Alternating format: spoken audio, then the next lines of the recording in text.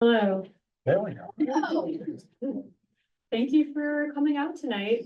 Sorry for the delay. We just wanted to make sure we have a few people joining, listening in via Zoom and wanted them to be able to get into the meeting. So please find a seat, make yourself comfortable. Just a couple of housekeeping things. There are 3 bathrooms behind you. Just right back there, let me or Nicole over there know if you have any questions about where to find things like that. Yeah, so I'm Diana Furukawa. I'm the director of the Millinocket Library, and I just want to welcome you all to our annual Candidates Night. We've been doing this for the past few years, really just to try to get information out to voters about who's on their ballot. The library has no political agenda with this. It's not to support any candidate over another. It's really just to bring us together, increase civic engagement, and get information out to everyone here in the community. Let me see, I have a couple of ground rules I wanted to discuss. I know things can get heated when it comes to politics, but that's not really what this is about. It's just about getting to know, again, everyone on your ballot. And so we're going to ask both the candidates and when we open it up to the public that you really, we're not going to accept any personal attacks, anything like that, anything irrelevant to our local community. Let's keep it factual, keep it respectful. So yeah, thank you for doing that in advance. In addition, for the candidates, we are going to have time limits for the questions of 2 minutes. I'm going to have a little visual timer right over there. It'll be facing you and be pretty obvious, but our moderator, Wally, might just let you know if you're getting close to that time limit or have gone over, and we ask you to respect that time limit. You also don't have to use the full 2 minutes if you don't need it. Let me see. So I'm going to turn it over to our moderator, Wally, in a moment. We're going to start with our school board candidate, have a short break while we switch things over, and then we will have our town council candidates up here. And the structure will be, we have about 5 questions for each candidate. We'll open it up for a few audience questions, and then we'll be done. Any questions before we get started? Turn off phones. Yes, please turn off phones. And I do want to mention, this is live on Zoom. We are recording it and we plan to post a recording of this on YouTube. So just keep that in mind with anything that you share or ask. We're hoping to get that out there probably later on tomorrow so that if someone can't be here, they can watch the recording. Great. What about Wall and Stewart? Do you want to get to that when we? Okay. Yeah. So we're going to start with the school board candidates. I guess we can do that now. We actually only have one candidate here, Rachel Sear, but on your ballot, you will see the name Warren Stewart. And so he wanted to share a little bit why he has decided to drop out of that race.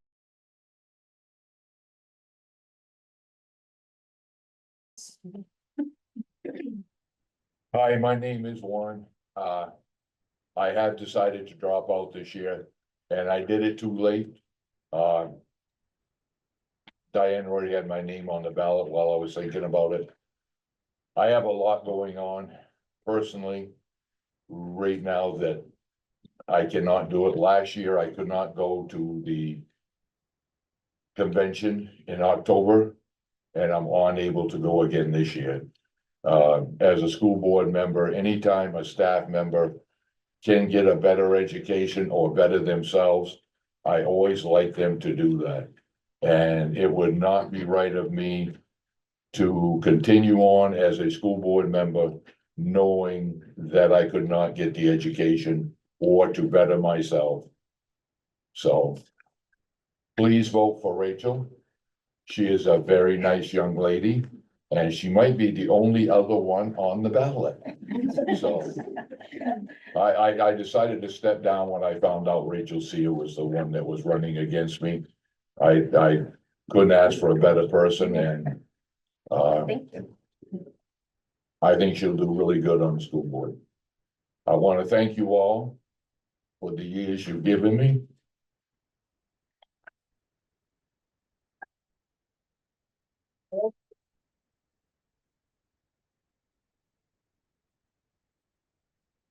Nothing set by me. Boy, Wally saved you one, didn't he? Yeah, he did. Thank you, Wally.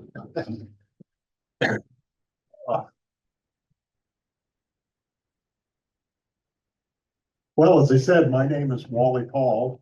I was actually a town councilor at one time. I was chairman of the council, and I was telling Rachel, I said, I didn't enjoy it all while I was doing it. But now that it's done, it was one of the best experiences of my life. I'm so glad I did that. I'm so glad that I jumped in and got to do it. I learned all kinds of things.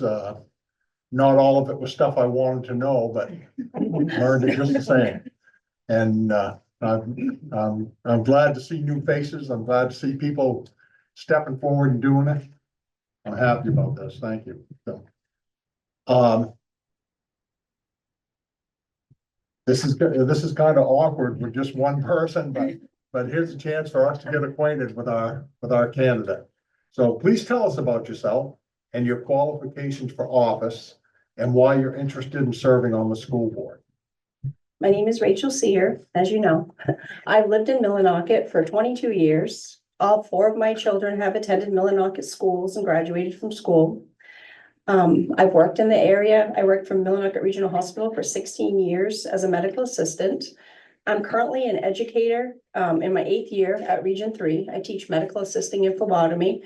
And just recently, I have been hired by Eastern Maine Community College, the workforce, and I teach, I'm an adjunct instructor there for medical assisting. So it's kind of what I'm doing. I'm on the other side of things now, kind of as far as education goes. And I feel like my experience in working with the students and preparing them with life skills and to become medical assistants, that it's helped me to better prepare and work with students. I work with high school students and college students and had children of my own, so the whole gamut of ages. So Very good, thank you. What specific goals do you hope to accomplish during your time on the school board? What hurdles do you anticipate being in your way? well, in the beginning, I feel it's going to be all about educating myself, learning where my role is going to fit, what my strengths that I have is going to fit and mesh with the rest of the school board. I just want to learn as much as I can about being a school board member. Attend, like Warren has said, the education classes that are there in October, be able to go and learn what it's about to be on the school board officially and just see where I fit in. And I know it's going to take some time. That's going to be like the biggest part of my time early on, learning in the beginning of the term, learning all of that. So You're going in wisely, that's good. Please share your thoughts on a couple of topics that are being currently discussed by the school board. well, I know the budget is a source of serious contention in our community. I want to maximize our revenue, finding the most fiscally responsible ways to spend our resources that come in from the school. And I am sincerely committed to working with the town councilman, the board, to come up with a budget that's gonna benefit our students, but also our members of the town. So, and then as far as consolidation goes, we are never gonna know until we start having real conversations about the consolidation. And I feel like that's just not happening right now.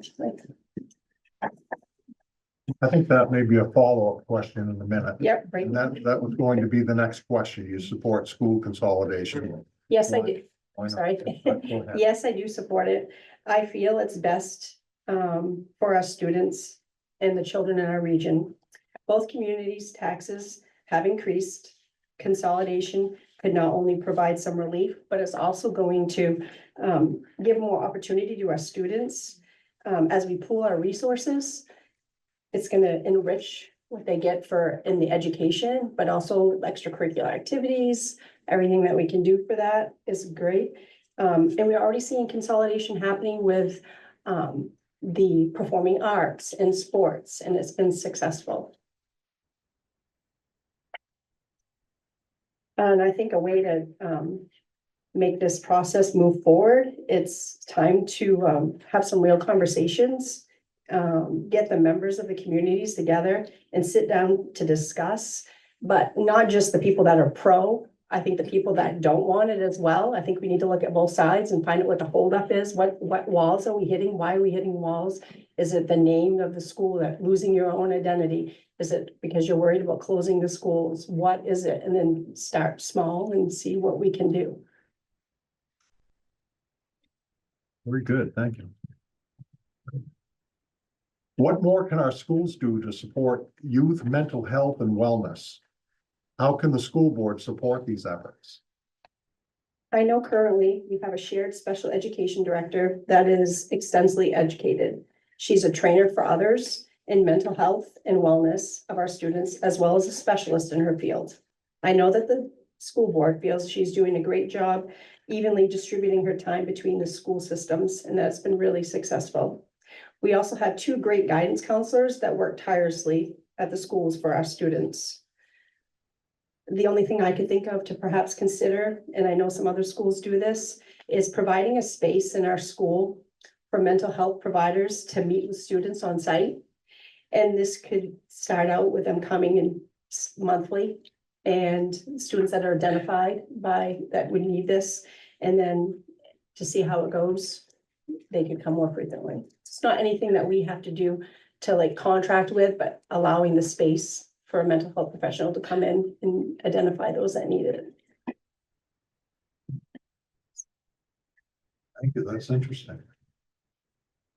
This is your chance to make your case for your candidacy and share anything else you didn't get to touch on in the previous questions. You can make your case.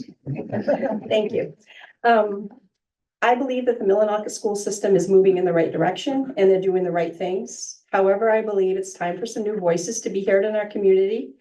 I believe in this community and I'm invested in it. And I want to serve as a member on the school board to support the students, the teachers, the faculty, and the community of our schools.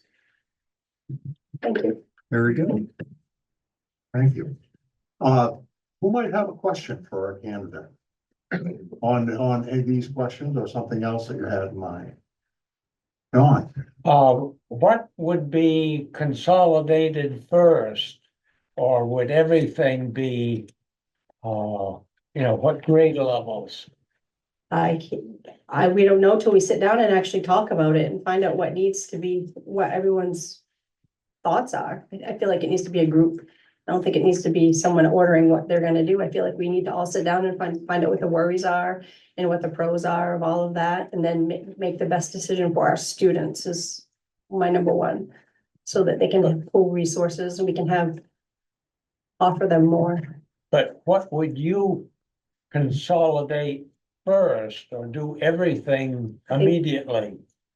I think if it works to do everything immediately, then do everything immediately. We're already seeing success in sports consolidation, and we're already seeing with the performing arts that works well. These kids all know each other and all get along. Like I said, I'm an instructor at Region 3 and I have 5 sending schools and homeschool, and there's no, you're from Stearns, you're from Skank, we don't like you. They're all get together and they're forming new friendships. They're friends with their, MA, the academy, all the different schools, and they all get along just fine. So I think it's time to do a nice consolidation and provide better for our students. So they're better prepared when they're out of college. They're getting more resources and being able to do other things. Yes. Sorry. Thank you for Ms. Sia for running. I do appreciate that. And my question is going to expound upon the consolidation question and talking about how you have gone through education and all that stuff. So in what ways have you educated yourself in preparation for running for your candidacy for school board? Have you prepared for questions like that Mr. Don asked? Because I believe in years prior, Yeah. groundwork and those serious conversations, I think, have happened between past councils and past school board and town council members. And I've been part of those conversations as well, very serious conversations. And so just so things aren't duplicated, kind of what new, fresh ideas could be pitched to neighboring communities that are resistant to combining school systems. That's question number one. Question number two is, are you in favor of consolidation of school systems within the Millinocket community? If those situations don't come to fruition, are you in favor of combining school systems, elementary and high school, middle school, high school level, which the capacity, the feasibility study's already been done, the capacity is already there for it. There would need to be changes, of course, that would come at a dollar figure. But all those things in consideration, have you taken any steps to prepare for to hit the ground running, or, because it is an important issue? It is important. I have spoken with some of the school board members, and I know that they talk about this, and they're talking with the superintendent about it as well. And then they go to the meetings, and then we're not getting anywhere. And then you can see like on social media that there's a lot of people that are trying to get this, but I just feel like we need to figure out what the holdup is and try to, and I feel like I can't do anything until I'm on the board talking to the board, and because I mean, there's probably some stuff that we don't all hear about because it's part of the school board and we don't know. And I'm not saying that people have not tried by any means. I'm not saying that at all. I just feel like some things happened, and I know that there was a team that was formed to work on it as well, and then COVID hit, and then everything kind of, I was told about that as well. Then everything kind of fell by the wayside when things like that had happened. And I'm just all about just reaching out to people and see what they think, and I want to hear from the community and see what their thoughts on it as well. And as far as I think the only thing that if we put everyone together in our community, like you just think about what some of the hesitation may be, as far as, and it could be a logistics thing, they fix the building, but like having the younger kids at the school with the high school students. See a lot of people not liking that, and I don't know if I was. Successful, it's a successful model in our neighboring community. Yeah. Right, because that's what's happening at Skank right now, yes. So it's just a matter of that, so. In the back, there's a question. So, the East Millinocket Police Department recently expressed interest in the town council in creating a school resource officer. Do you have any opinions or thoughts on that? I think that's a great thing. I really do. Because I know, well, I'm in, at Region 3, I know, they have one in Lincoln, and that's been a positive. I hear from my students that come and it's been a positive, situation. They like their resource officer, and they have like a thing to do. And that's at the high school level, obviously, but I know just from other things that I've read on, resource officers, it's kind of a cool thing for the younger kids, because they can see a police officer and not feel like they're afraid. They can go, you know what I mean? Because they're really involved in the school, and there's somebody that they trust, and positive things come from that. Yes. Sorry, can I say this? Yes. Well, Wally could use all the help he can take over there. That's great. He doesn't have eyes on this side. You're not the only one who said that. As an elected official, as a public servant, you are undoubtedly going to receive negativity and criticism, both in person and publicly via social media. How do you foresee yourself dealing with those interactions? I know that that's inevitable. As far as social media blasts and stuff, I'm not gonna engage in that. So if they want to talk to me in person, then we can talk and discuss things, but I'm not gonna get in a war match on social media where things happen like that. Sometimes people feel braver and they're, on the keyboard, they sending things out, but if someone wants to talk to me, I'm absolutely happy to listen and hear them out, and then go from there. That's all you can do. That's all you can do in life anyway, no matter what you do, and not everyone's gonna like you, so it is kind of what it is. So just being true to yourself and what you believe, and then go from there. Who else might have a question? And you have the hot seat now.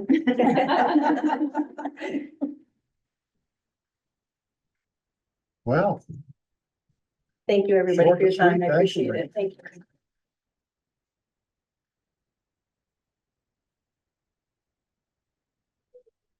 takes the pressure off deciding who to vote for. Right. We're gonna take a quick break, and it'll be real quick, and we will come back with the council candidates.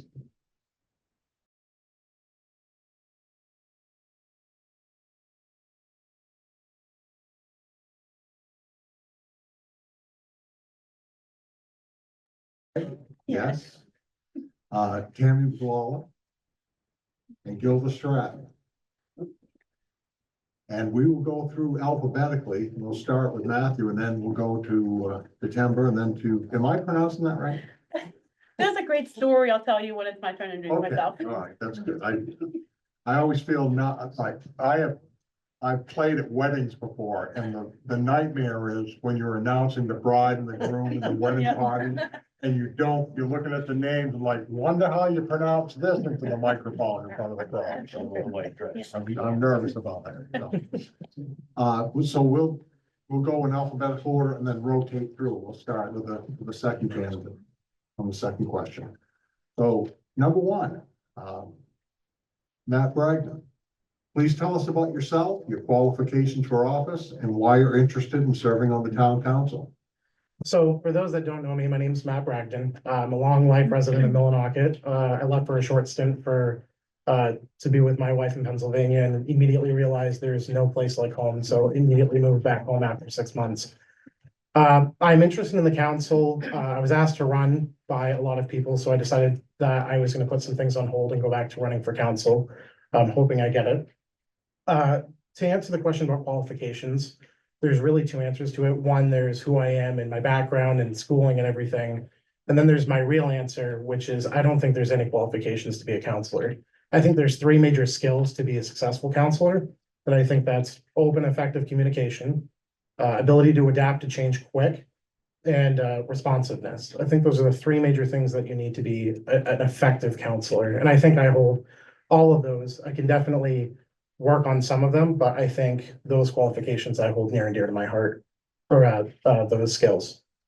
I don't think there's anything I would do differently in the past when I was a counselor before, other than more communication with my fellow counselors and with the community, which I did work on as a counselor with the active manager, which I'll talk about later on in one of the other questions. But I'm happy to be here. I hope to be more proactive and reactive to situations in the future and bring Millinocket into a dream and envision that I have that, again, I'll talk about later on in a different question. Thank you. Are we just gonna go around? Yeah, you're next. Timber. Okay. Timber Craig, please tell us about yourself, your qualifications for office, and why you're interested in serving on the town council. Hey, well, hello, my name is Tamber Craig. The interesting story is we had to put my legal name on the ballot. There was a mistake on my birth certificate. The state of Virginia switched the vowels in my name. So it should be Tamber, but it's Timbar. But I've always been known as Tammy. So I know, I was thinking, well, there's gonna be two of us. As far as my background, I am currently the 7th and 8th grade math teacher at Medway Middle School. I'm in my 3rd year. I am also the cluster district delegate for the Maine Education Association. And I've just been recently appointed to the Government Relations Committee for the MEA. So I'm excited to be starting with that. Any other board thing, I'm also on the board of directors for Health Access Network. So I have a little bit of the experience that one would imagine for town council. As far as qualifications, I think being a teacher has pretty much prepared me for anything, especially post-COVID. Those skills that you would imagine a council person needs, the communication, the flexibility, the courage to head face first into a crowd of 7th graders, not knowing what's coming at you, what new language or lingo they're gonna throw at you. I can handle it all. And I've been doing that for many years. I've taught from pre-K to 9th grade. So sometimes I look at the little ones, I'm like, oh, I miss them. but then the runny noses start, and I'm like, I'll take my seventh graders, at least they can wipe their own noses. But I am very excited to have this opportunity to run. I've chosen Millinocket as my home, and I want to be a part of reaching the potential I think Millinocket definitely has. And I think we're on the way to reaching it, and I just want to be a part of reaching a little further out to make that a reality. Thank you. So, Thank you. Tammy McLaughlin, please tell us about yourself, your qualifications for office, and why you're interested in serving on the town council. Thank you. I'm a little bit nervous, which I'm currently on the council and sitting up there and seeing all the people doesn't bother me, but right now I'm a little nervous. I don't want. But my name's Tammy McLaughlin. I'm born and raised here in Millinocket, lived here my whole life, graduated from Stearns High School, raised my family here. I am currently the principal secretary at Stearns Junior Senior High School. This is my 28th year with the Millinocket School Department. Like I said, I am currently on the council. I filled a partial term when Councillor Gottlieb left, so I've been on the council for about 18 months. Just starting to feel comfortable in my role, so I would like to continue that for another term. I do feel like I have some leadership qualities. There's been a lot of different things I've been involved in. I've been involved in our local MEA union as well, on our leadership team and on our negotiating team. I'm very active in my church, where I've hold several leadership roles. I'm on our church board. I've been a part of our vision team. I serve as a steward. I've been the treasurer. So just used to working with people and really wanting to serve my community for one more term. Thank you. Gilda Stratton, please tell us about yourself, your qualifications for office, and why you're interested in serving on the town council. Good evening. My name is Gilda Stratton. And as far as qualifications goes, I was chairperson of the school committee for many years, and I have been on the town council previously. And I was born and brought up in this area. My children went to school in this area, and they got a great education and are doing very well in their professions. And I can see a lot of things in this area that I'd like to see happen differently. And I just want you to know I'm vested in this community, and people know that. So I don't know what else I can say. I've been on many, many committees in this area and done my fair share. And I'm just very concerned about the children and the people and our elderly people in this area, and where all our money is going in certain areas that people aren't very happy about at the moment. So I feel I could try and listen and talk with people and improve different situations in this community. Thank you. Well, thank you. And on behalf of elderly people, thank you. We'll start with our second round of questions with Tammy Craig, please.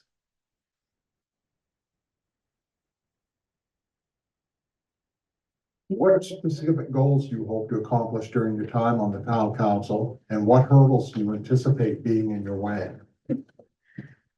I could definitely go in with a lot of goals and stuff. One of the biggest things I think I would like to see is growth in Millinocket. One of my friends is on the board for the Millinocket Hospital. He's one of the people that help recruit providers to the area.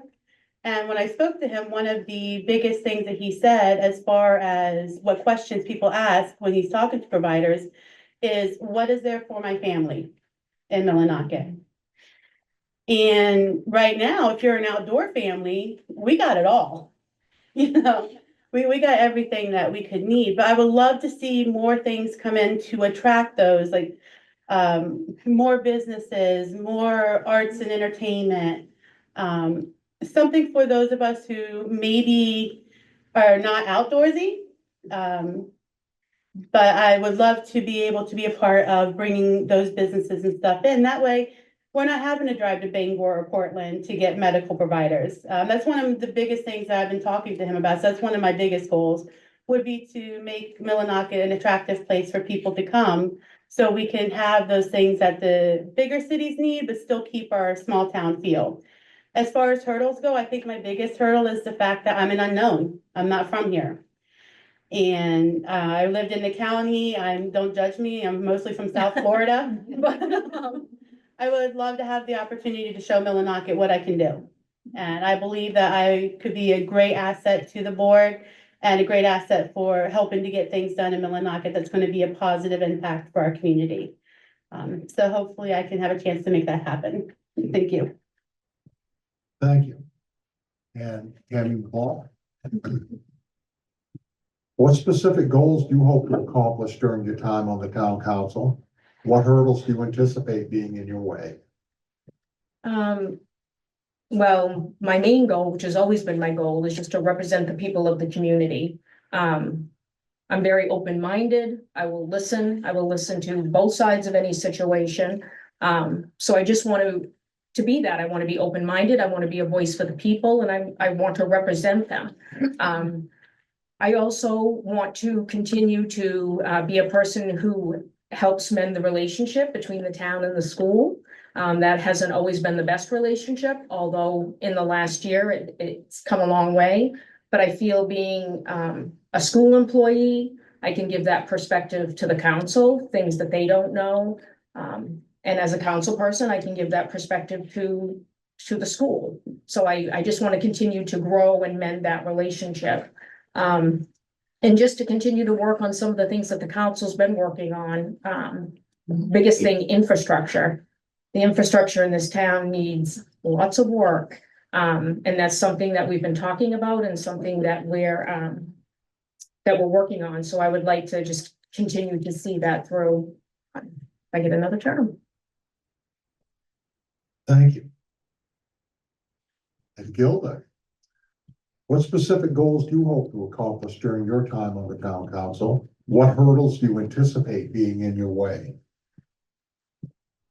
There's a lot of hurdles that continue to be in everyone's way on the council, and that is how much money that we have for an elderly community and how high the taxes and the mill rate and all those situations. But I want you to know I am a very good listener, and I truly like to communicate with everybody that's involved. And I'd like to see some of these eyesores and infrastructures that need to be addressed, taken care of. And I'd like to see some businesses go in on the hill up there. And if we have to spend a little money to make some of that happen, I am willing to negotiate and try to make that happen. That's about it, I guess. Thank you. And Matt, what specific goals do you hope to accomplish during your time on the town council? What hurdles do you anticipate being in your way? Got a top 10 list going of all the goals that I want to accomplish, and it gets bigger every day. So the top 3 things that I want to work on, school consolidation is obviously a major issue right now. It's been a huge topic since I was in middle school, which was 10 plus years ago. So you can tell how long it's been going on. And then second is infrastructure. It's a major issue. Everyone talks about it on a daily basis. What's going on with the bridges? What's going on with the roads? Why does my street look like this? Why does that street look like that? I think there's a lot that we need to focus on regarding those 2 situations. And then the third is continuing the technology upgrades that we've been doing for the town of Millinocket. One of the big things was being able to pay online, so those that have houses here temporarily can pay bills online without having to send checks to the mail, money comes in faster. It's a lot easier to keep a record. So I think a lot of those things are actively being done. They just need to be continued moving in the right direction. And I think, like I said earlier, I think having the right people in office can continue to support the manager and the staff in doing those goals. The biggest hurdle, and I don't think there's a single counselor who will disagree with me on this, but miscommunication and false information was the biggest hurdle in the first 3 years that I was a town councilor for Millinocket, and I think it will continue to be in the next 3 years. And we've combated this by having our meetings recorded, so the counselors are held accountable. And at the same time, citizens are held accountable because that information's out there for them to view, to hear directly from the word of mouth from the counselors, from the manager. And I think continuing to have outlets for every citizen in Millinocket, elderly and young, to be able to go to the meetings, view the meetings after, and be well informed will always be my top priority for the town of Millinocket as we continue to move forward in a digital age. Thank you. I heard a quote years ago. They said that information is so important that if people don't get it, they make it up. We'll go to our third question. We'll start with Tammy Revolver. And also, I don't want to keep bringing it up, but you were in middle school while I was on the town council. I remember, yeah. I'd say thank you. You're talking to Tammy? Here, you know.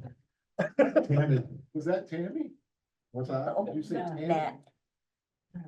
Oh, now, and now we're going. Yes, we Tammy was a- old Jesse, we don't have.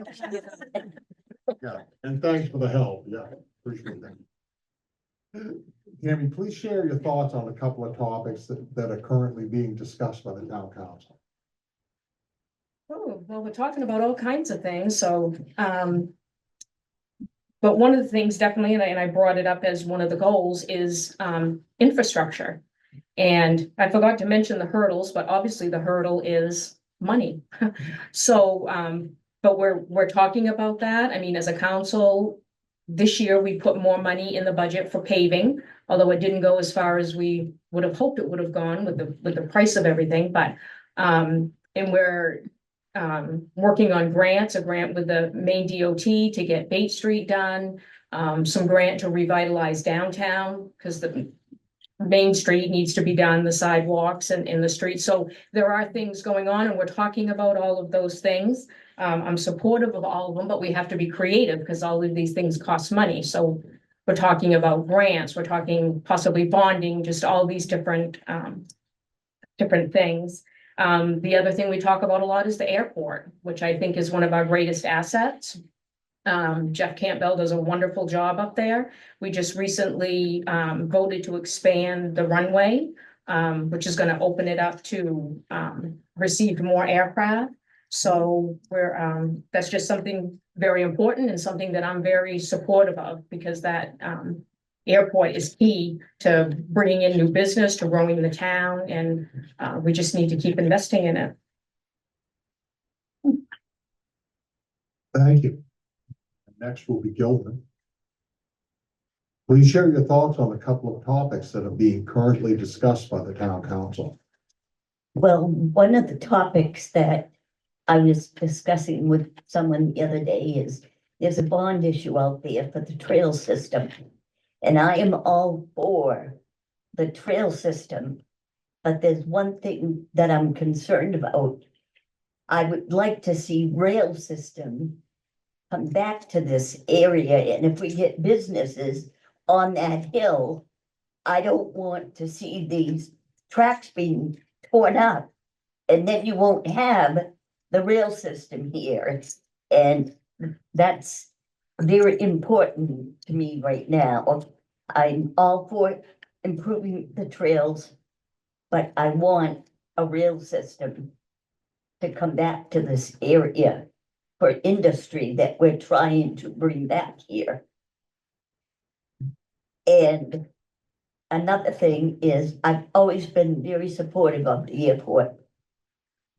That is a very, very good asset for this community.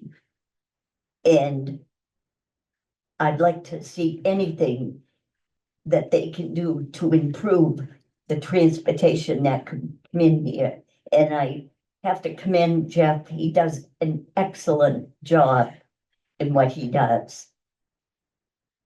And another thing is, when I was on the school committee for many years as chairperson, I had brought the University of Maine to this community to do a study on consolidation.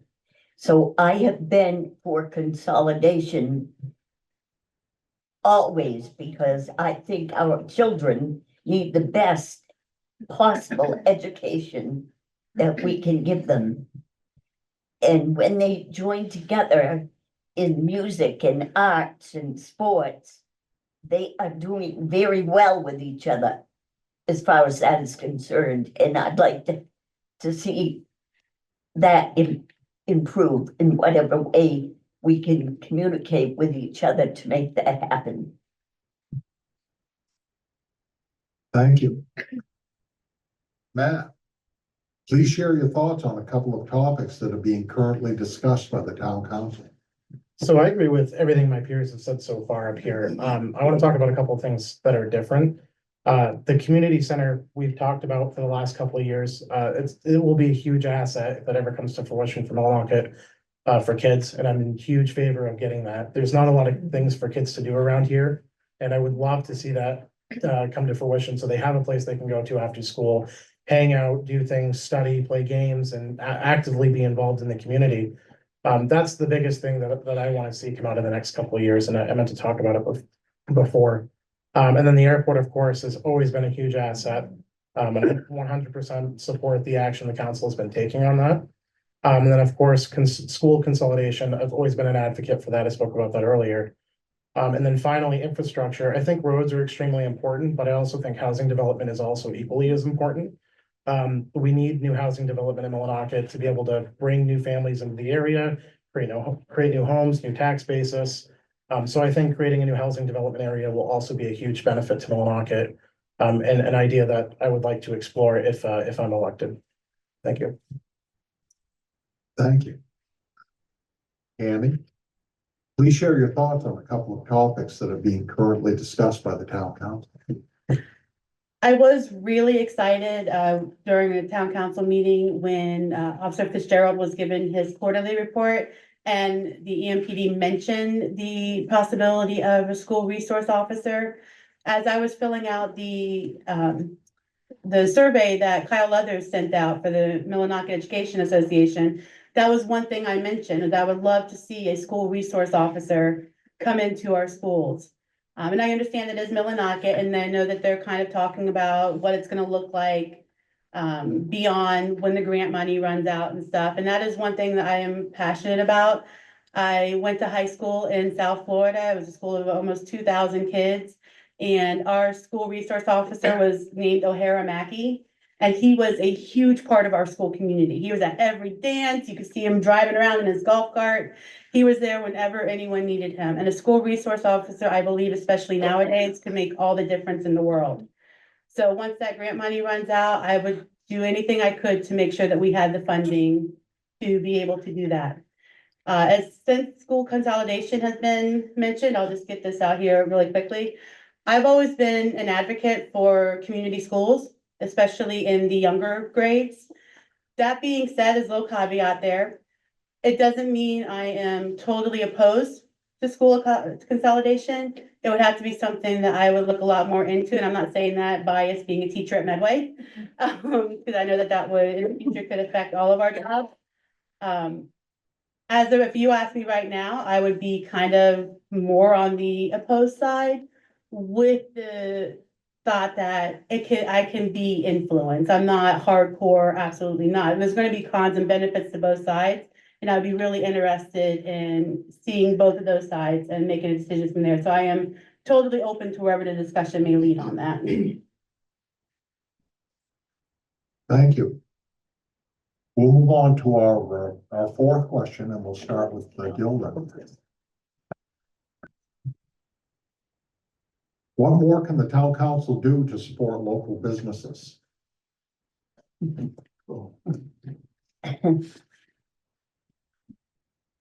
I would say that if we have a potential business that's gonna come into this community, that we have to work with them and be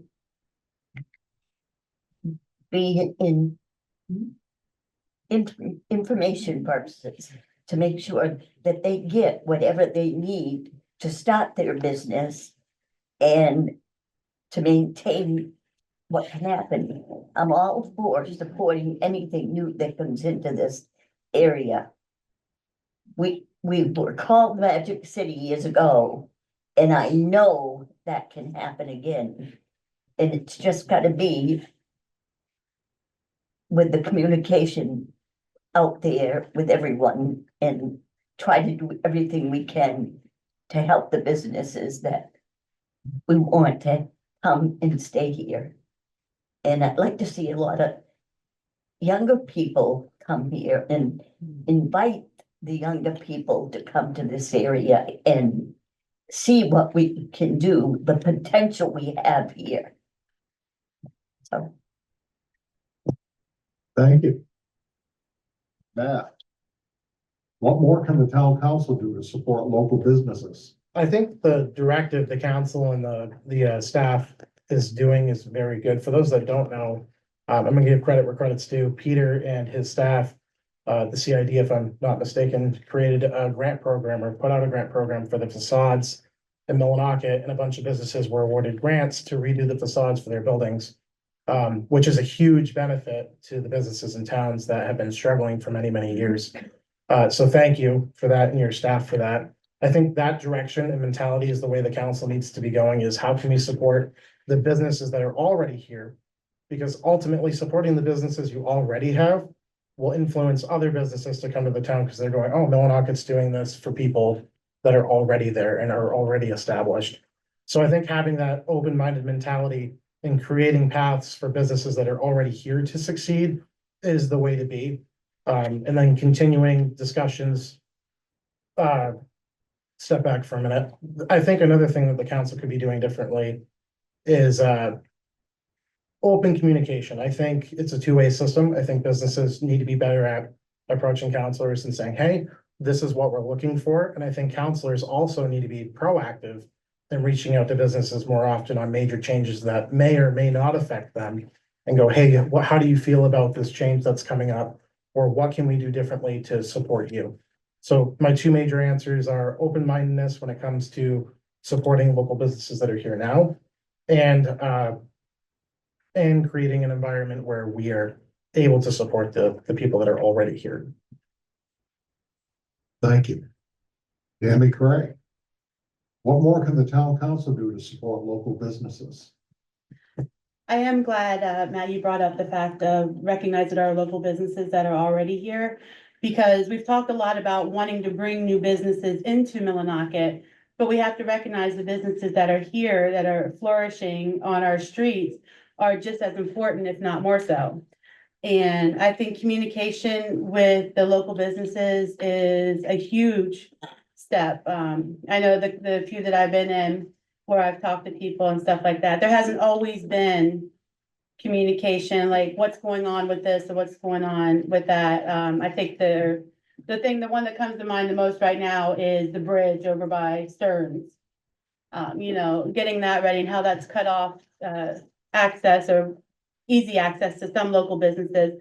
I would love to see the council maybe have a night set aside, a meeting night set aside, where local businesses could come in and have the floor, and we could have that open communication with the local businesses. I would love the town council members to make it a point to frequent the local businesses and talk to the business owners where they're at, and see their establishments and see their needs with our own eyes, and not just hearing them at a town council meeting or over the phone. I love that the grant that went out, I was reading through that and the businesses that were awarded that, and I would love to find funding to do so much more. There's a lot of buildings here that we could do amazing things with, if we have the funding. I know that that's a huge hurdle.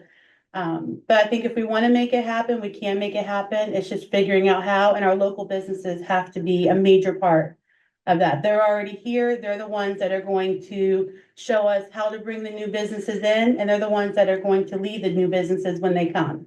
So I really want to focus on the businesses that we have here and opening that communication with them. Thank you. And Tammy McLaughlin, what more can the town council do to support local businesses? Well, I think in my short time that I've been on the council, I feel that we have been supportive of local business. And I was gonna mention the same thing that Mr. Bragdon and you mentioned is that we just recently were awarded the CBDG grant, which was awarded to several businesses to improve their the outside of their buildings. And I know that our CID person is always working on grants to help businesses improve. The town's supportive of events that bring people into the town. I mean, we have the marathon, we have the Trails End Festival. We took, you know, when the eclipse came, we capitalized on that. So I think I think we are supportive. Another thing I wanted to bring up was we recently, as a council, which was a very hot topic, we approved an access road to Katahdin Woods and Waters, and that was something that I originally was opposed to, but because the business community spoke out and they were all in favor of it, I listened, we all listened, and we changed our vote on that. So I think we are supporting our local businesses. Thank you. We'll move on to our fifth question, starting with Matt Bragdon. Where do you envision Millinocket in 5 years, 10 years, and 25 years? What specific actions will help the town reach these goals? So in 5 years, I'd like to see possibly schools being consolidated or the process began or discussions being actively applied. I'd like to see the ideas come out now and conversations start, but I'd like to see it applied within the next 5 years. New tax basis, new businesses. I would like to see the businesses at the Our Katahdin site. I'd like to see those go through, be in new jobs being created, all that wonderful stuff. I think that's the biggest vision I see in the next 5 years. In 20 years, I mentioned at the beginning, when I first ran for counselor in 2020, the papers asked me, what is your vision for Millinocket in the next 20 years? And the answer I gave, and the one I'm gonna give now, is I wanna see Millinocket the way it was in 2001. I've always had the vision that my son will be able to see the same parade that I saw in 2001. If anybody's ever seen that photo on top of the bowling alley and the streets lined with people. My sister took that picture. Beautiful photo, and that's what I envision Millinocket in 20 years, is a place where the community comes together, can be active, can have parades like that and beautiful photos. So not only my son can enjoy it, but his kids and my friends' kids and me, ultimately, I'd love to enjoy that too. So that's where I see Millinocket in the next 20 years, is getting to a point where we're a community again and we're doing things as a community and being proactive and not looking the way we currently are right now. I want to see us more improved and in a way better situation than we currently stand. Thank you. Tammy Craig, where do you envision Millinocket in 5 years, 10 years, and 25 years? What specific actions will help the town reach these goals? The short term, 5 years, I would love to see just the different things that we've been talking about. It'll just be the beginning. If we get new businesses and stuff in here, if we are consolidating and that kind of stuff, we'll just be at the start in about 5 years. And I would love to see that start and continue into that 10-year mark where we become a place where people want to be, not just our citizens, not just those that grew up here, but people who hear about us. You know, we have the leaf foliage, we have Mount Katahdin, we have our Millinocket Marathon in half. We have the trails, and we have so much here in Millinocket. And I would love in 5 or 10 years to see that reach out further than it already has. And to be bringing more people in, whether they choose to stay or not, they choose to stay, great. Our community is building and it's building better. If not, they've done a great job or they've gotten a great view of what Millinocket can be and they tell their friends about it. In 25 years, assuming the world hasn't imploded, because I'm not totally sure that's not gonna happen. I would love to see us as a major destination place, not as a place, people coming in and taking over and the residents going, oh, I can't believe these tourists are here, whatever. But a place where we can be welcome to those that are from here, that have been here their whole lives, those that move here and choose Millinocket as their home, and those that are looking maybe for a new home. And maybe Millinocket can be that for them, that warm and welcoming community that so many people are seeking now, but we're not finding so much of in this country right now. I would love to see Millinocket become a kind of a haven for people who just want a simple life, want a good life. And I think that we can provide that for them if we start the groundwork now. Thank you.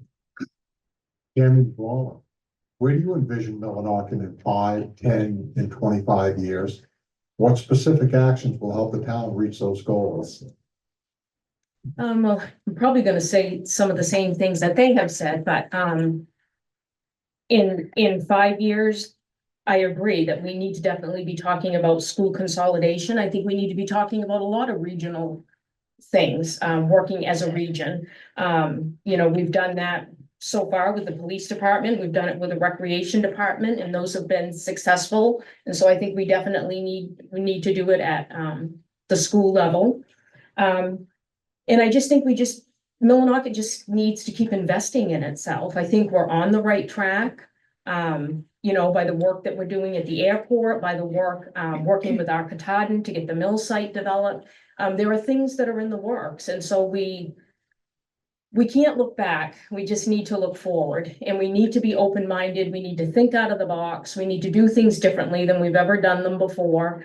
And we need to work together. We can't be divided, because I too would love to see. I grew up in Millinocket in the heyday back in the 70s and the 80s, and it was awesome.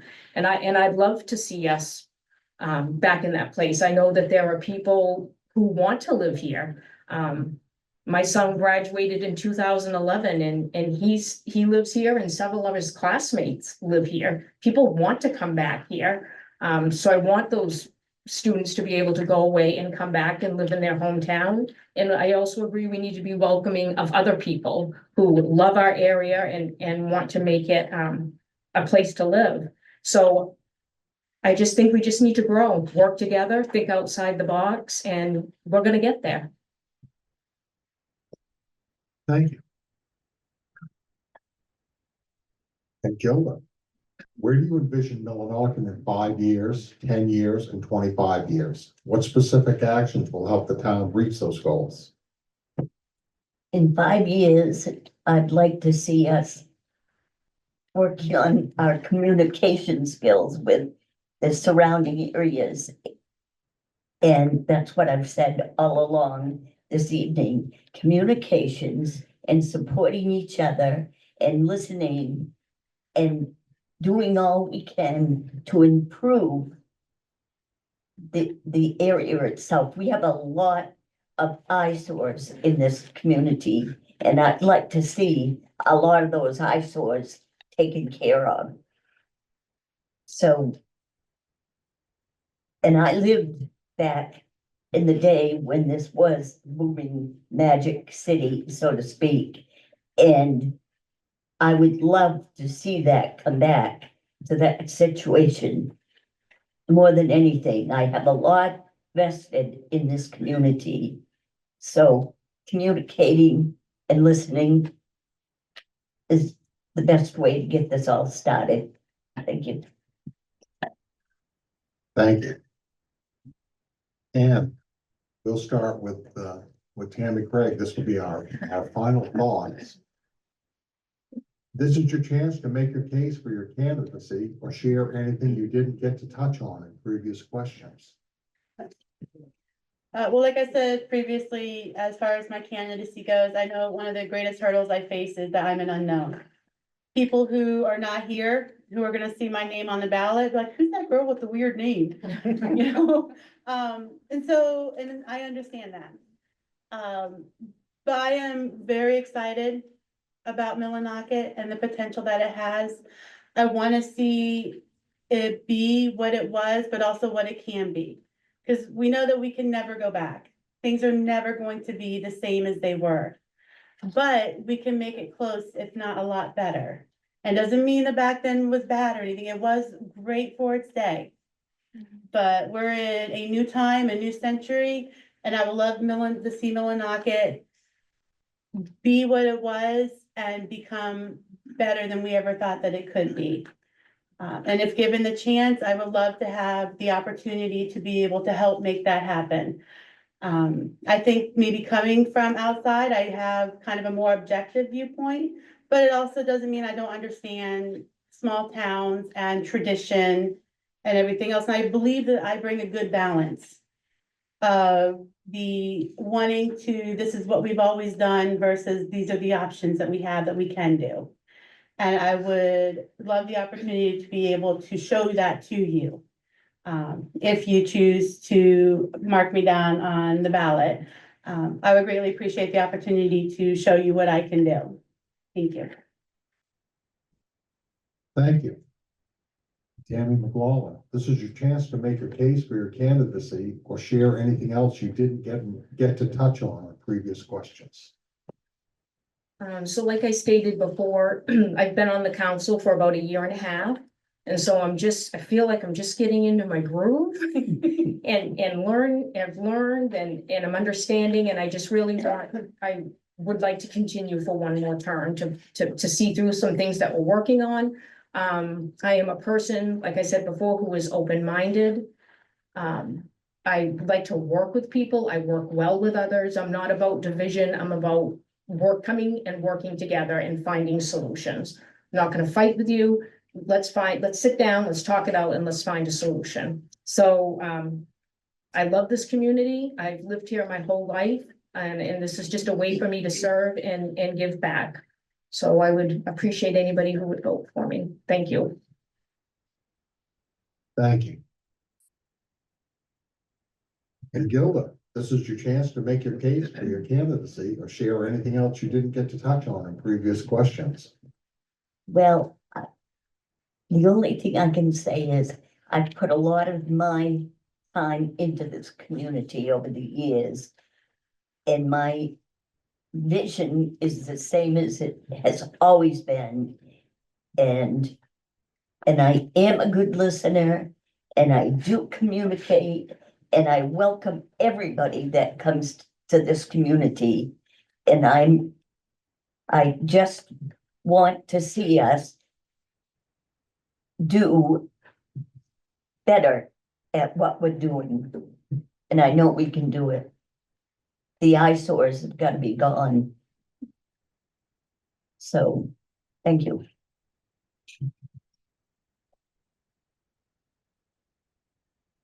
Matt, this is your chance to make a case for your candidacy or share anything else you didn't get to touch on in previous questions. So the biggest thing about me is I've already started retouching on places that I might have missed when I was a counselor, but at the same time, I've been proactive, not even being elected yet. I've met with the superintendent, I've met with the manager, I've talked with several counselors, the chairman, presented ideas to make myself aware and capable before I go in so I can hit the ground running on day one. That's what I envision for myself if I'm elected, is I'm gonna start out day one talking about the things with the counselors, about what I already mentioned, infrastructure, the school, everything going on. So that's the biggest thing you'll see from me is the day one, I plan on hitting the ground running. And like I've said, I've already started early. I would love to be reelected. I loved the job, as you said. Immediately when I got off, I was like, damn, I missed that. So I agree. It was definitely the best time of my life. And one of the greatest experiences I had was benefiting my community and being able to be there, being there for not only my family, but my community members. So I'd love to do that again. I just want to thank everybody that's supported me thus far and will continue to support me. And if anybody has any questions, I'm more than willing to answer them. Thank you. Thank you. That is the end of our prepared questions. Who might have a question for our candidates? John. Consolidation, everyone seems to be for consolidation, except Tammy's on the fence. That's okay. But I'm curious, what do you think the holdup is to it? What do you think the problem is? Why hasn't this happened if we're all for it? That's my question. I guess I'll go first since I have the mic in my hand. It's been going on for 10, 15 plus years. And more than that. Yeah, I think it comes down to the situations at the time, that the councils talk about it, or the selectmen. I know when I was on the council, there were some pressing issues that came up that prevented it from happening, that were more pertinent. And then, of course, there were some individuals that were not in favor of it at all and were not willing to communicate. And there are still some of those people that are currently, not necessarily on the council, but in other communities that are not willing to communicate it at all. As said by Tammy, I grew up going through Stearns and I was friends with everybody at Skank. I don't think it's the students. I genuinely think it's having a come to Jesus meeting with everybody and actually sitting down at the table and having a discussion and being like, how can we get this done? And we need to do it. And like I said, I want to hit that day one. I think in the new year, that's one of the first things we need to talk about. Thank you. I think probably the biggest holdup to school consolidation is what was mentioned before, that fear of losing identity. That I know I taught in Woodland, right outside of Caribou, which I call the real Woodland. And Woodland Consolidated School was a K-8 school. Our kids, 99% of them filter into Caribou High School. And the Woodland building is old, and there was a lot of talk about combining with the Caribou Community School when they built that. And the prevailing thought was, well, I graduated from here, my parents graduated from here, my kids are gonna graduate 8th grade from here. So I believe that one of the biggest ones is going to be that, well, who are we if we're not, whose name do we keep? Do we come up with a new name? I also think that another holdup would be, maybe I don't know if the communication has been as far as teachers' jobs. I know as a teacher in Medway, when we've talked about it, even consolidating with East Millinocket. Well, what about our teacher jobs? Like, who are we gonna have to cut jobs? Are we gonna have to, how is that gonna happen? So maybe, and I don't know the discussions that have taken place, maybe that hasn't been addressed. Like, what happens to staff if we consolidate? What happens to school names and stuff like that if we consolidate? What happens to our identity? So I don't know that the biggest holdup is, you know, oh, I don't think it's best for the money or something like that, or I don't think it's what's best for our kids. I think the holdup is, what about our names? What about our jobs? And that sort of thing. So I think if we can start addressing those, we might get a little bit further in the talks on consolidation and whether or not it's an actual reality versus a pipe dream. So. No, we all gonna take it. Yeah, just sure, if you'd like. I don't know what's left to say, but,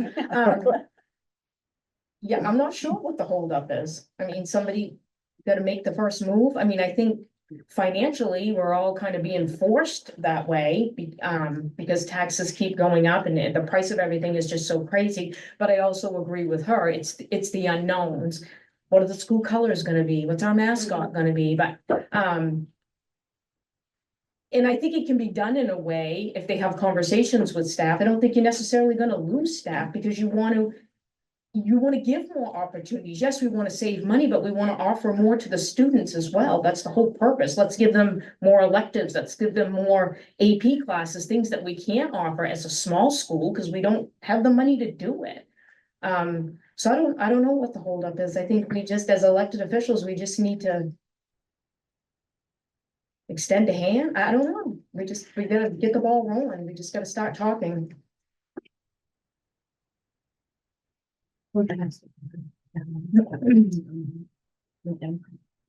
In being on the school board for many years, it has always been identity. People don't want to lose their identity. And she was right when she said that they just couldn't agree on names in schools and what was going to happen to the teachers. But probably if we just reach out to the citizens in the towns and have a meeting to start talking about what we could do to make things better.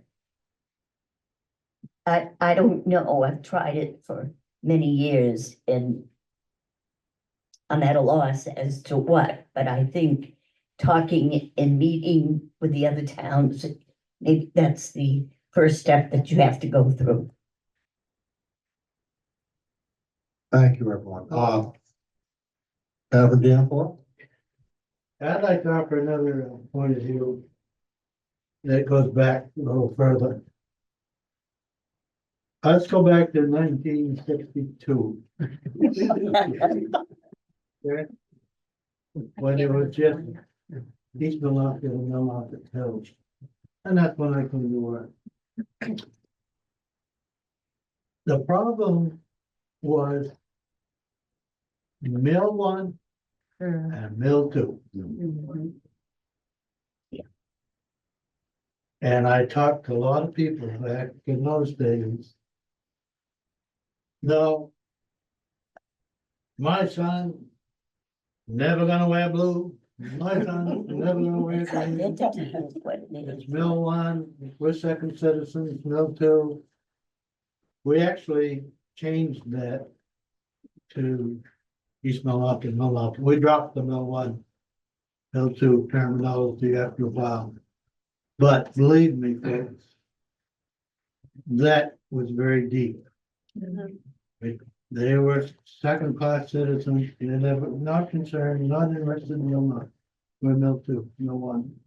So it's a time issue, it's a generational issue.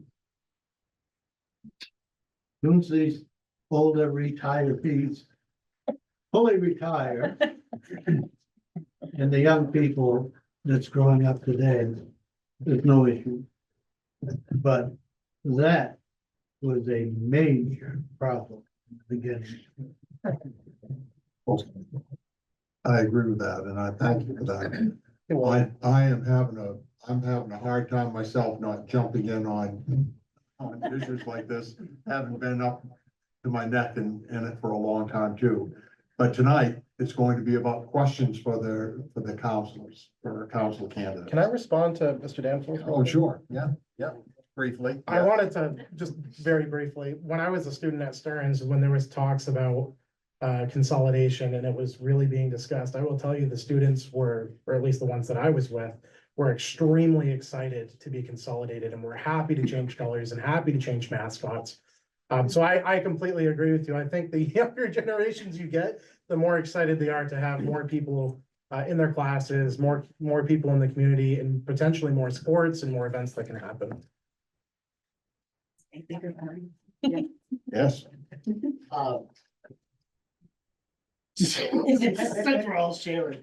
No, we're not all sharing. We are asking questions.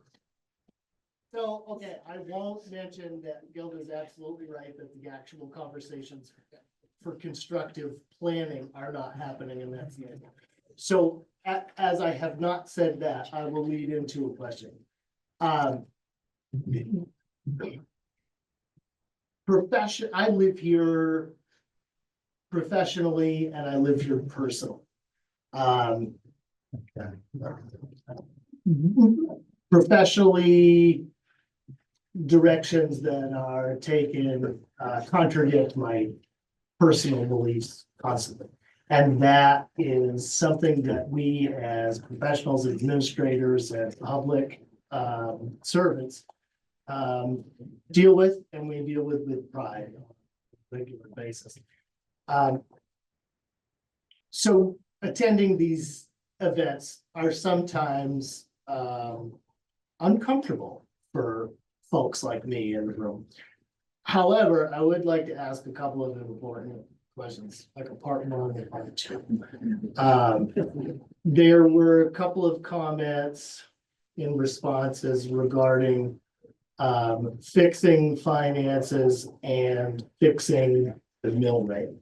I would like to hear from council candidates how that happens. And there was discussion about eyesores. you know, professionally, I can say that we are about to take ownership of our second one of those derelict properties. One is out for bid right now for demolition and one will be soon. So the idea that the work is not happening is unsettling. So my question is, my second question is, what is the role between an elected official and what is the role of an elected official in the relationship to private property owners? Do you want to go first this time? So how's the mill rate work? Mill rate. And how do you control private property owners in those situations as an elected official? Oh, it's a good thing I wear bus tire tracks well. Throw me right under there. Thanks, Matt. Table first every time. You ask a very good question, and I'm going to be honest and say that as far as mill rates and such go, my experience in that is incredibly limited. I am not a property owner. I have the joy of renting because I'm a teacher. I'm all my salary lets me do sometimes, and barely that. So that is something, honestly, I'm going to have to learn. And I am more than open to learning as much as I can about such things as mill rates. I know that that was a huge issue with the council meeting a couple of months ago, and I've seen like posts on Facebook and stuff like that about it. And it was a lot. It was a lot, and it happened very fast. And I wish there are probably some questions I would have liked to have asked.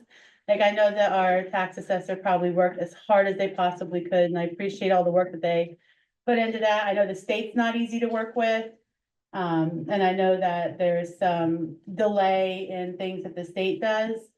That is my very limited knowledge, but I would like to see, maybe, I know there's no going back, but maybe in the future, I don't know what the communication and stuff was, but from what I understand, it kind of came as a shock to a lot of people.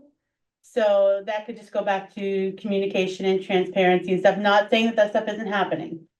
Because I'm not on the town council, I don't know those discussions that take place between residents and town council and in executive sessions and stuff like that.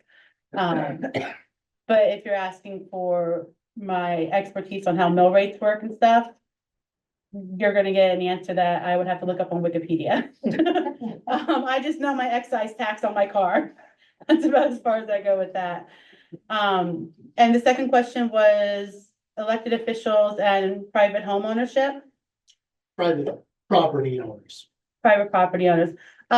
Is there a clarification there, like as far as their relationship or who's responsible for what, or? Regarding, you know, derelict properties, the eyesores, as have been mentioned, or, placing businesses from out of town into private property owned by people other than the town of Millinocket. That almost sounds like you're getting into eminent domain territory there. That's gonna be a complicated one, because I think an eyesore is in the eye of the beholder, much like beauty is. I think that would probably be something that the town council and the community would have to discuss. There has to be community input. And that the town council, I don't know, probably shouldn't be running around trying to fix everything with property owners. There has to be some responsibility put on the property owner for that. I don't want to go like all HOA on people, but maybe there's something that needs to be developed along that rate. I wish I could give a clearer answer, but again, my experience and knowledge on those things is something I would have to learn. And one of the biggest things I try to be is honest and transparent in my communication. And I'm not going to try to pretend I know something that I don't know. And this is something that I don't know and that I would have to learn. And I know I would have great teachers to do that. Thank you for that. If anyone else would like to take a shot at it, if not, we will move on to No, I a don't few know. more questions. Go on. Could you tell the public here about Katahdin Salmon, the project? What used to be the Millinocket Mill wastewater treatment plant growing salmon there. Tell us what you, I know, Before we get into that, I don't want this to fall into a test for candidates. It's starting to get a little bit unfair. If we could keep the philosophy and history discussions right to a minimum and just ask specific questions about things. There are places that we can go to and talk about Katahdin salmon. And I think that when it comes before elected officials, that they will get the information that they need and that they will address it expediently and correctly too. I think they do a good job, but I don't want to be putting tests on candidates before they've had a chance to learn some of these things. It gets a little bit esoteric at times, and I'd like to keep it more general. Jesse. Thank you, I appreciate that.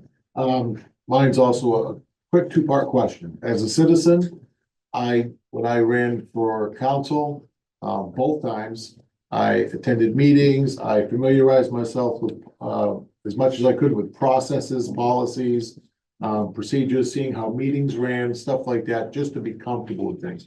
So as a citizen voting on a new counselor, other than sitting counselors or prior counselors, what have new counselors done? If you can briefly share what you've done to prepare yourself to kind of be a counselor, that would be great to know. Secondly, as a sitting counselor, I'm also interested in, you guys have mentioned communication a bunch. Every year we elect a new chairman, okay? And that's gonna be your first decision about 30 seconds after you get sworn in. So very important decision because that person is going to be steering and leading the whole council for that entire year. So I would like to hear as first question as a citizen, second as a counselor, what is your vision, qualities, and skills that you're looking for supporting for your council chairman? I think you're the only one that can answer part one. As the only non-former council person on this, or sitting one. As far as preparation goes, I have, thankfully, the sessions are on YouTube. That has been a huge help to me because sometimes I'm out of town. I was also working a second job at McDonald's. So sometimes I was working night or I had a school event or more recently COVID took me down, you know? So getting to the municipal building to actually see a meeting face to face has been a challenge, but the YouTube videos have been a great help in seeing the procedures and stuff. Thankfully, the procedures are much like they are with the Representative Assembly for the Maine Education Association, for the Board on Health Access Network. They all pretty much follow the same like Robert's rules and such. So I'm familiar with the processes. And being able to watch the council meetings has been able to familiarize me a little bit with the council people who are currently sitting, and maybe not so much those that have formerly sat. But I would have to kind of go with my own instinct on what I've seen, plus the expertise and advice of those of you that are already sitting on the board as well. Because I am going to trust that you're going to know who that best person is to lead. I am not a follower. I am not a yes man. I tend most times to play devil's advocate when it's appropriate. But as far as going right on to the council and such, I would have to fall to the expertise and the advice of those of you who are already there in the trenches. As far as what was the You're exempt from the second part of the question. that Can you still repeat it? What are your, as a person that's gonna be on the council, and your first decisions, that's going to be electing a council chair, what quality skills are you looking for in that chairperson that you're gonna be supporting?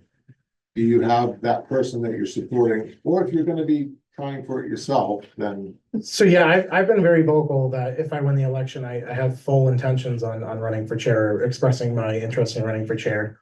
I've met, like I said, with manager, I've met with the superintendent, I've already set up a game plan for myself. Actively preparing to set up time if I am elected, a couple hours a week to actively work on situations, that may arise, as well as communicating with the manager.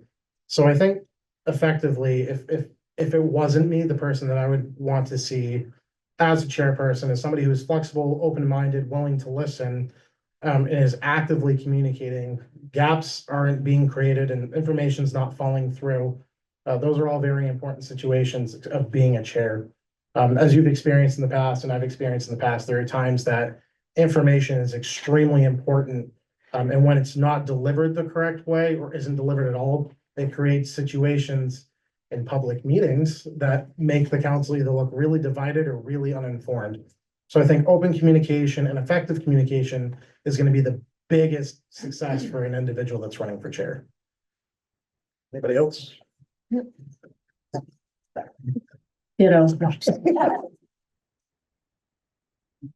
No, but I would say the same thing. The biggest thing is definitely communication. They need to be communicating with the manager on a regular basis, communicating with their fellow counselors, making sure that people, that we're informed, that we're all in the loop. Someone who has leadership abilities, someone who is level-headed, open-minded, can listen to all points of view. That those are qualities that I would look for.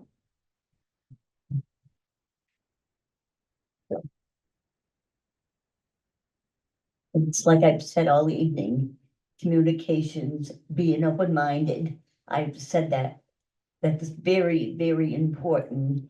And being able to listen to everybody that's around and keep everybody informed of everything that's going on. Thank you. Sandy? Being on the town council involves a lot more than 2 meetings a month. It's very time consuming. Is this going to be a problem for anyone?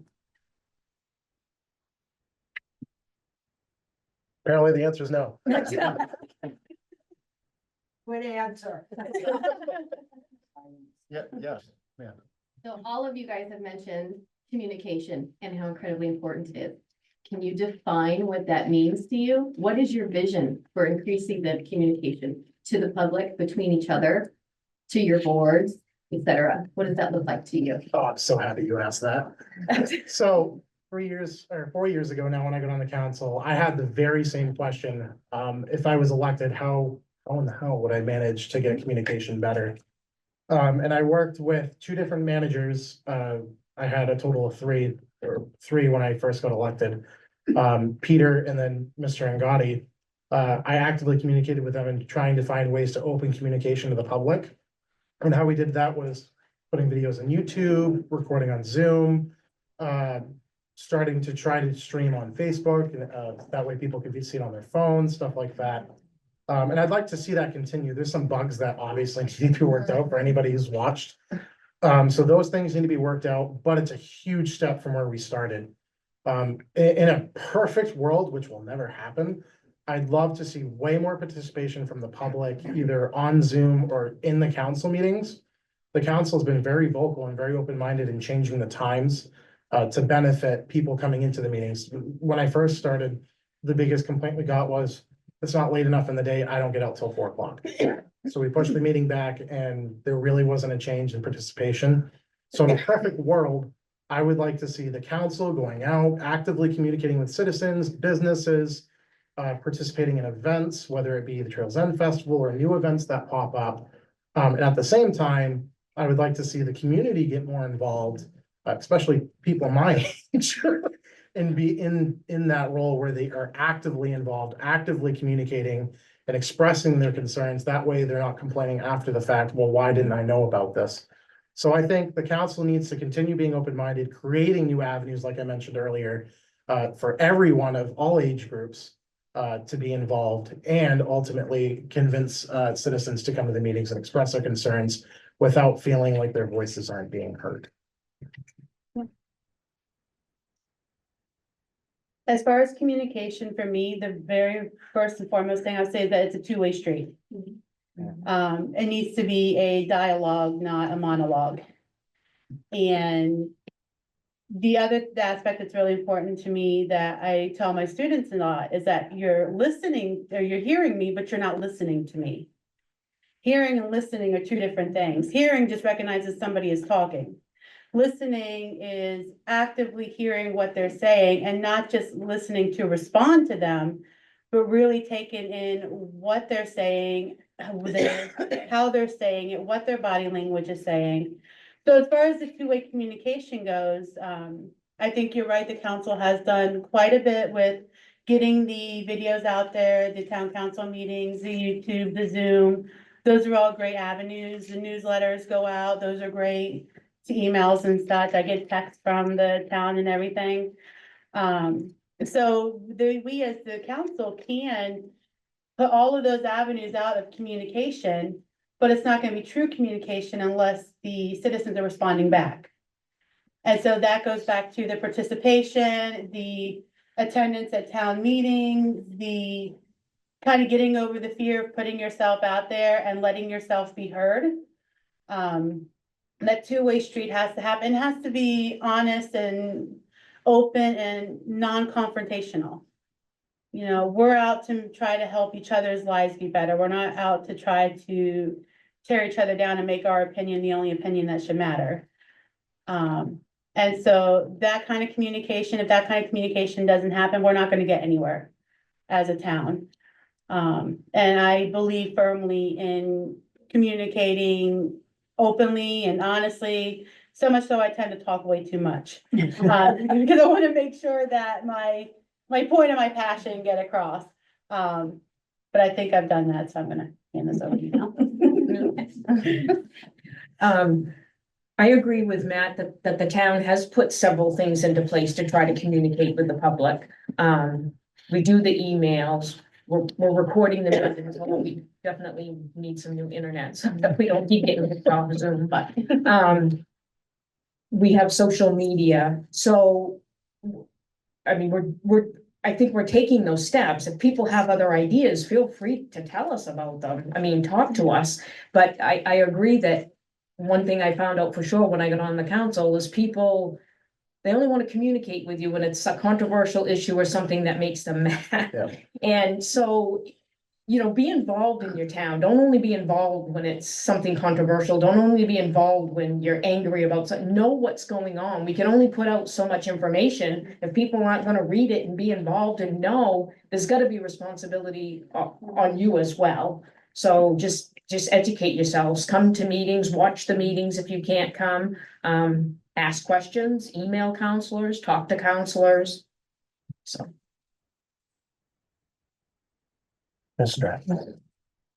You mentioned earlier about the businesses and how we can help the businesses we have in town. That is one thing that we could do is probably feel them out and have more of them participate in the meetings that are going on right now. And if they need something, they should approach and communicate if they need something and what we can do for them. So getting back to communicating, listening, reach out. That's all I can say to it. Thank you. What other questions might we have? We have 15 minutes left. Is there anyone that has a Well, we have one from Zoom for you. question, or is it a statement? That was a statement, but I have another question. Okay. From Zoom. Bob Higgins asked, and this is, it kind of overlaps with the previous question, but also builds on it a little bit. In light of recent heated topics and issues that have gone in front of the town council, As a candidate, how can we get more participation from town citizens? Hey, Bob. How goes it?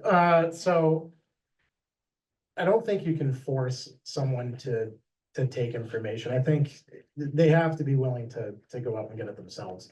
We, like you said, we can create a million different avenues. It takes the person to actually go to one of those avenues and actually reach out. One thing that I've been doing is when I'm out in public, and I've always been open to being stopped and asked questions, and I will continue to do that. But anybody who's ever had a question or is afraid to ask questions, I always, to pull them aside and say, hey, I saw you make this comment, or I saw that you're upset about this. What exactly are you upset about? Or how can I ease your mind or bring this to the council to make this easier for you?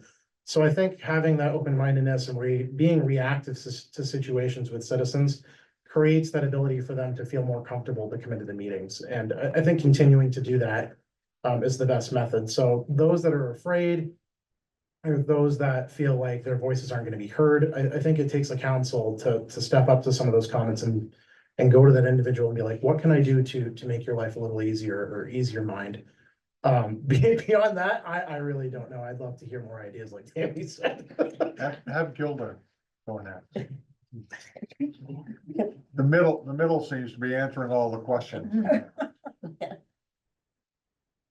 Like I said before, you've got to make it comfortable for these businesses and people to want to participate in what's going on. And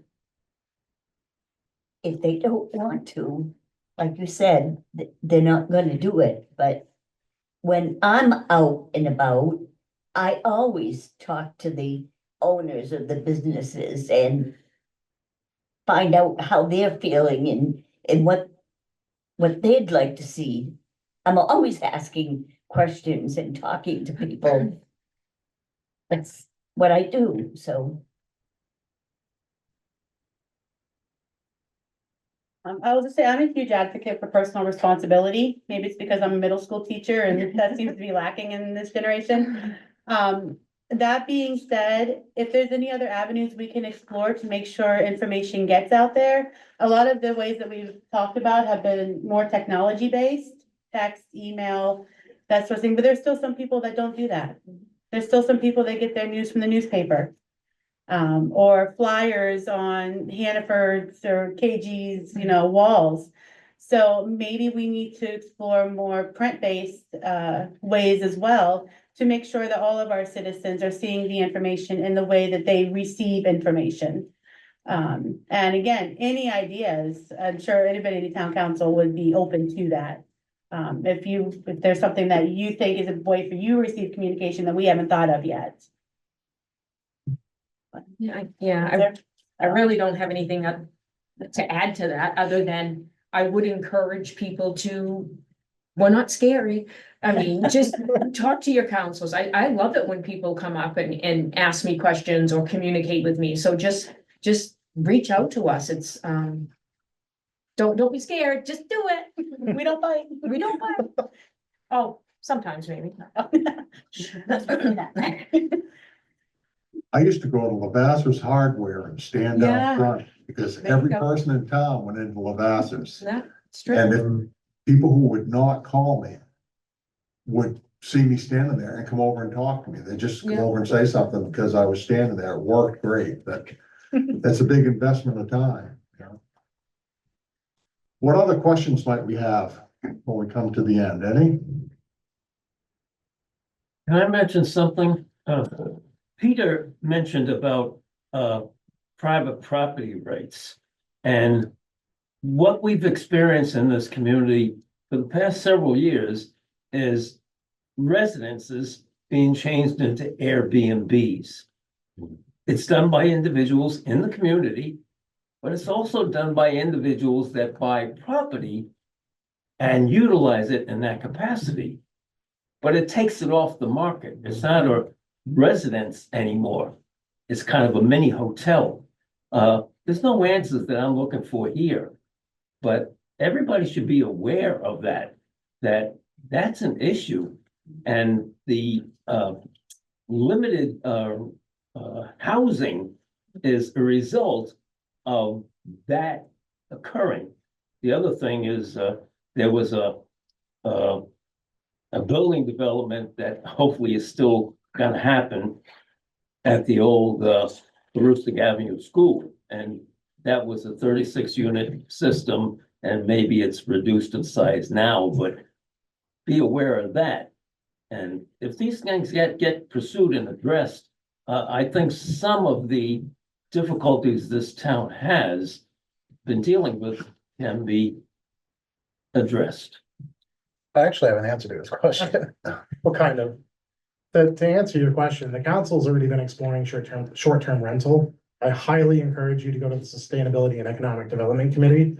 The council has given updates on how that's going. I believe Chair Medor is still frontlining that, if I'm not mistaken. We haven't heard a lot, stuck in legal right now. So it's stuck in legal, but that is actively being discussed at a committee level right now. But I can pose it in a question. Given the fact that we have a housing market that's on the rise as far as, the prices are going up on the housing markets. The volume is going down. And he's absolutely correct, where some of the housing units are being transformed into Airbnbs, which are forms of business. So you're caught in the crux. You would potentially be caught in the crux of being anti-business if you put put limits on, or if you do allow it, then you're not welcome to housing to low-income families, people that need rentals, because we have a very shortage of rental units here in Millinocket. Assisted living housing, we could use a whole lot of housing in every capacity. New buildings would be even better, but what's happening is our market's being bought up by Airbnbs. So do you get caught between business-friendly community? Or do you get caught between the people in low-income housing that need housing or short-term rentals? Does anybody want to go before I go? Or? You got the microphone. Okay, here you go. I think there's an answer to both questions, or there's more of a situation that could come about that solved both problems. And I spoke about it earlier. We have no real new housing development in Millinocket. And I spoke with an investor recently, and he was like, man, I'd love to buy some land and make some duplexes in Millinocket, but there's nowhere to build new property. And that was one of the comments that he made. So I think ultimately what the Sustainability Committee and Economic Development Committee are doing will help solve some of those issues, and at the same time to support businesses and new housing development, low-income housing, is creating the ability for investors to come in and create apartment buildings, create duplexes, and create new houses so people can actually live. I can't answer the Armory question. I'm not really sure what's going on with that, but that's a perfect example that those 40 units will be a huge, tremendous help to the town of Millinocket. But ultimately, creating new housing development will also be an answer for Millinocket in the future. Can I answer his question first, or throw something there? It's a very fine line between those two things. But ultimately, I think in the short term, because these are all great long-term goals as far as building new places and stuff like that, but if we're looking in the short term, we have to do what's best for our town. And if what's best for our town is limiting, not completely kicking out Airbnbs and stuff like that, but if it's in the capacity of the town council to limit maybe how many there are, then that could be a short-term issue to solve, a short-term solution to solve the shortage that we're facing right now. In the long term, new buildings and stuff like that would open up more avenues for more Airbnbs and stuff to come in. But in the short term, immediate, if what's best for our town is to limit that, then that's what needs to happen. So our residents and our citizens can have secure, safe places to stay. As much as we love the tourism, there's hotels and everything else around that can serve that need in the short term. So yeah, it's very fine line to walk on that.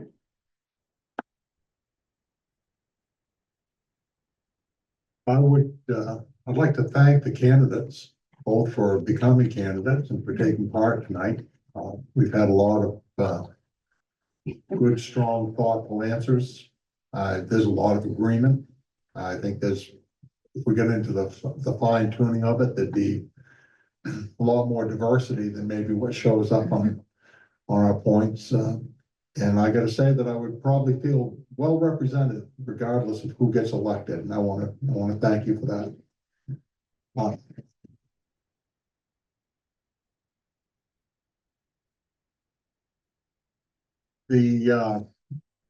We won't lock anyone in the building, so if you wind up staying and talking, I know that people are cranked up to be philosophical and talk about things, and if the candidates, if you'd like to ask to stand and talk for a minute, you'd be more than welcome while we pick up, and we appreciate you coming and taking part in our program tonight, so thank you all very much. Thank you.